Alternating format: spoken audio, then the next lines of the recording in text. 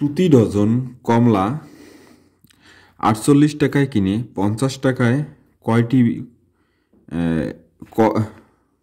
কমলা কমলা বিক্রয় করলে 25% লাভ হবে? তোমরা এখানে খেয়াল করো যে আমাদেরকে 50 টাকায় কতটি কমলা বিক্রয় করলে, মানে এখানে 50 টাকায় কয়টি কমলা বিক্রি করছে সেটা বের করতে বলা হয়েছে। তার মানে বিক্রয় সংখ্যাটা, তার মানে হচ্ছে বিক্রয় সংখ্যাটা আমাদেরকে বের করতে হবে। বিক্রয় প্রতি ডজন, মানে এটা আমরা চিন্তা করব না এই অঙ্কে। আমাদের যেহেতু আমাদেরকে বিক্রয় সংখ্যাটা বের করতে বলা হয়েছে, আমরা বিক্রয় সংখ্যাটা নিয়ে কাজ করব। তাহলে এই অঙ্কে, এইরকম অঙ্কে আমাদের প্রথমে কী করতে হবে? লাভটা ক্যালকুলেশন করতে হবে। লাভটা ক্যালকুলেশন করতে কিসের উপর? ক্রয় মূল্যের উপর। তাহলে আমাদের ক্রয় মূল্য ছিল কত? 48 টাকা।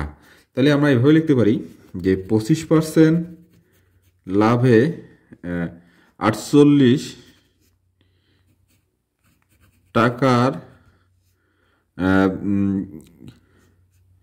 কমলার বিক্রয় মূল্য, কমলার বিক্রয় মূল্য বা বিক্রয় করতে হবে এরকম কিছু। তাহলে 48 এর 25% লাভ মানে কি? 125%। 100 যোগ 25, তাহলে হচ্ছে 125%। তাহলে 48 এর 125% মানে উপরে 125, নিচে 100। যাই হোক, এটা আমি ক্যালকুলেশন করলাম না, তোমরা ক্যালকুলেশনটা করে নিও। তাহলে হচ্ছে 60 টাকা। এই 60 টাকা কি আমাদের বিক্রয় মূল্য। তাই এখন তোমরা খেয়াল করো যে এই 60 টাকা হচ্ছে, তাহলে আমরা এখন লিখতে পারি যে আমাদেরকে এখন মানে চিন্তা করতে হবে 60 টাকা। আমি প্রথম বলছি কি, এটা নিয়ে আমরা এখন চিন্তা করবো না, প্রথমে চিন্তা করবো না। এখন পরে চিন্তা হলো যে এভাবে যে 60 টাকায় বিক্রয় করতে হবে কতটি? প্রতি ডজন মানে 12টি।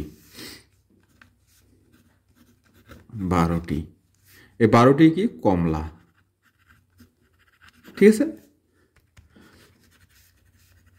কম হবে, কম হলে ভাগ। এখন বলা হয়েছে কত টাকা? 50 টাকা। আমি বলছিলাম না যে 50 টাকায় কয়টি বের করতে হয়। লাস্ট হচ্ছে বিক্রয় সংখ্যাটা হচ্ছে আমাদের বের করতে হবে যে 50 টাকায় কয়টি। তাহলে লিখতে পারি 50 টাকায়, যেটা আমাদেরকে বের করতে বলা হয়েছে, বেশি হবে তাহলে উপরে যাবে। তাহলে হচ্ছে কত?